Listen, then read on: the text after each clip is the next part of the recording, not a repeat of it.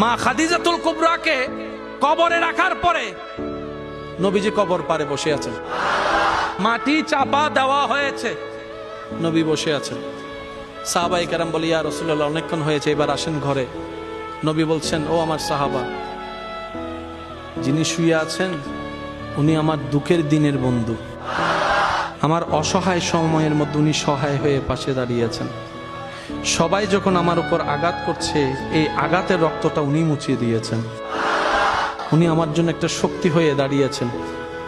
আমার খাদিজা, আমার স্ত্রী, তোমাদের উম্মাহাতুল মুমিনিন। ইয়া রাসূলুল্লাহ, একটু ঘরে আসেন। নবী বললেন, একটু পরেই ওনার কবরে ফেরেশতা আসবে প্রশ্ন করার জন্য। আমি নবী বসে আছি, আমার খাদিজার প্রশ্নের উত্তর আল্লাহর হুকুমে খাদিজার পক্ষ হয়ে আমি নবী উত্তর দেওয়ার জন্য।